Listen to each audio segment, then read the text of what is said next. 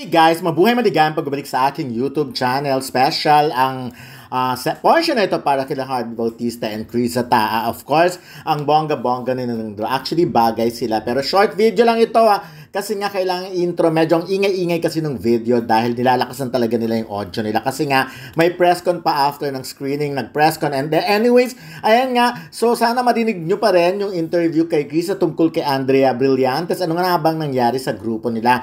At bakit ayaw niya nang maisip pag-usapan pa ito? So, may mga bago na nga raw siyang friends. At ano ba talagang nangyari? Nakakaloka. But anyways, bet ba rin nalang jowain ng isa't isa si Krisa at si Harvey? And well, with that being said, let's kick off our MediaCon. We have here Sir Aaron to help me. Siya yung ating media. Friends with, diba may APCD group? What happened to the group? Parang hindi kasi na kayo nakikita. Ayoko na po as much as possible. Pero I want to put it so you have a new set of friends na kasama mo sa Zoom? You have a new set of friends kasama mo sa Zoom? Are you friends with everyone now? Of course. I love my Zoomers family. And besides Zoomers family, I have a very, very strong friend.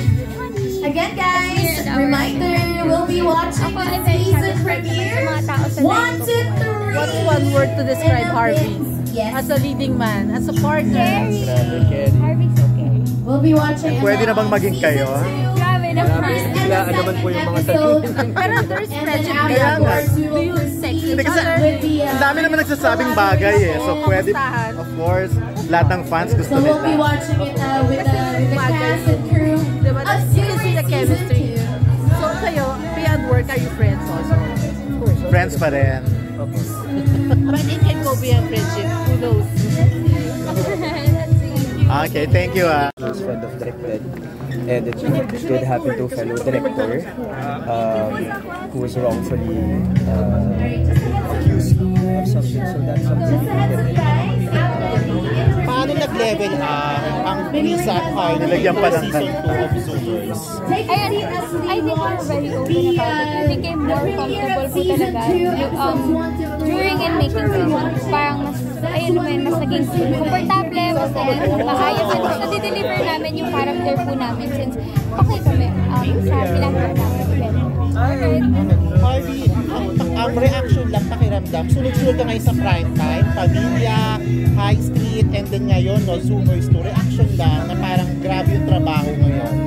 it's overwhelming. Kasi for the longest I've been an actor for a number of years now. To have all of this all in 1 year. Zoomers was just this year. Parang ang tagal na yung Zoomers. And then pumasok yung push card. Lalo nilakasan yung audio, nakakalok. Ay, magpa-interview. A couple of months for Bad Boys. So it's very overwhelming. I'm very thankful. Sobrang in-demand ka talaga ngayon. I'm very thankful. Thank you guys. Thank you. Photo na.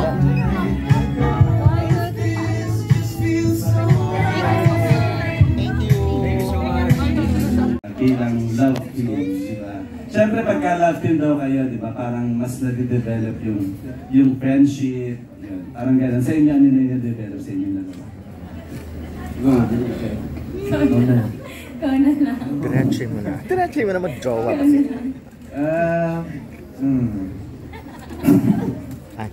Ano ba? Smiles.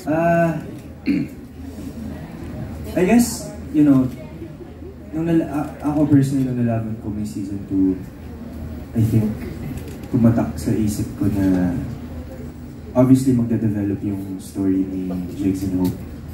And it was important na maipakita yun through our performance, I guess. And I guess we were able to work on that. When we were shooting kasi, season 2 ang daming mga love team, kilig-kilig moments, mga rom-com moments, I guess. And hindi namin napag-usapan kung paano i-execute yun eh.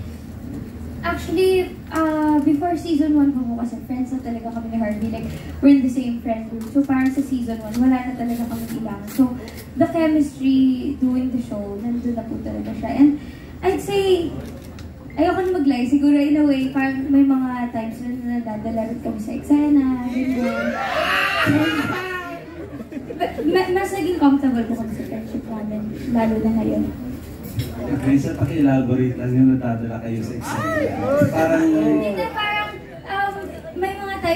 na hindi na namin siya pinapag-usapan. Like, it just flows naturally kung paano namin gagawin yung scene.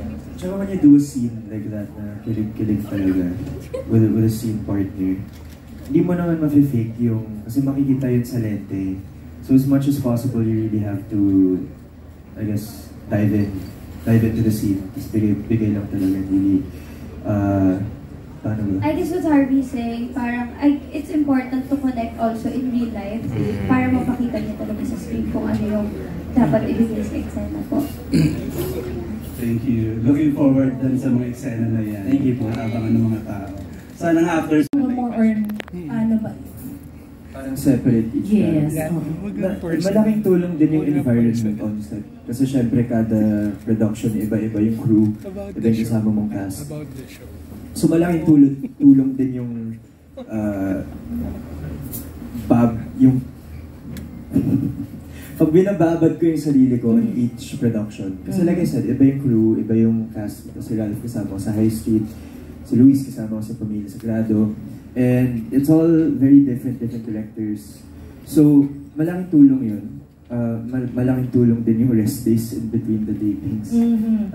Luckily naman, yes, sabay yung release. Pero during the shoot, magkalayo naman yung taping days for each production. So it wasn't too hard to adjust to the character, getting back into the character. With Jigs naman kasi malapit naman si Jigs sa puso ko. I very much relate to the character. So it wasn't too hard to get back into Jigs. Kay Wesley naman, mas regular naman ako sa High Street, so it's not that hard to maging psychopath ulit. Tapos naman, sa Pamilya Sagrado, ina-appeal lang naman ako doon. So, hinahabol lang ako doon ng GSX. So, yeah, I mean, luckily, iba-iba. Pero it wasn't too hard kasi magkalayo naman yung taping days. Diba? Thank you. In 3, 2, 1, go! Ako, I feel like, alam mo, reading yung tweets ng audience from season 1, may mga insights sila na hindi ko naisip bilang artista ni Jigs. Na parang, oo nga no, but this is a good way of looking at yung character ni Jigs or where he's coming from or yung, I guess, motivations niya as a character. So definitely, reading the tweets, seeing yung response ng mga tao online, it did impact my performance in a way na parang I'm more careful with yung approach ko kay Jigs sa season 2. I feel like, through Direct Kev, nahanap namin yung puso ng characters, pero laki din ang influence ng fans in terms of how they see the character, kung paano nila na-interpret si Jigs sa their own way. So I just took influences here from tweets and from Direct Kev and my own. Tapos yun, dun nabuo yung character ni Jigs talaga season 2. Sa mo parang naging interactive siya. Yeah, diba? Opo. Ganda. I have a personal question, no? Kasi you're dominating primetime. Luckily naman, for each show that I am, a part of, very distinct naman yung character. So meron isang gusto mong maging director na he's still learning himself emotionally, na isang obsessed na stalker, na halos psychopath na, tapos may isang ina-appeal lang ng frat. So those are all very different and distinct naman. But, syempre there are times na there was this week kasi where I had shot all 3 shows all in 1 week. Tapos medyo doon ako nahirapan i-gauge yung minsan lumalabas si Jigs dito kay Wesley, lumalabas si Jigs masyado kay Wesley, or vice versa. So it's a matter of, I think, understanding lang yung character mo. It's different ako. Na rin. Diba? Ang gagwapo nila, no? Ang gaganda. Pero, ano pa karamdamin nyo na super lakas nung unang season at saka parang most watched made for YouTube? Sabi ni Director, sobrang nagulat din po kami kasi kami dalawa ni Harvey, this is our first lead role. So, thank you po. As much as nag-expect kami, parang nandun pa rin po yung gulat na mamahalin pa na ng mga tao yung first na ginawa po namin together. Ayun po. Ay Harvey, nag-open ng doors tong Zoomer, ha? Ang dami mo project after Zoomer. Ayun nga po eh. Yeah, I think on behalf of the cast, I can say that we really weren't expecting season 1 to blow up the way it did. Kaya, ayun, ako personally very thankful na nandito kami ngayon sa MediaCon ng season 2. It's very exciting na we get to continue the story ng Zoomers. And yeah, I'm happy to be with Direk Kev and the rest of the cast here for season 2. Para sa mga boys, paano nyo pinagdaan yung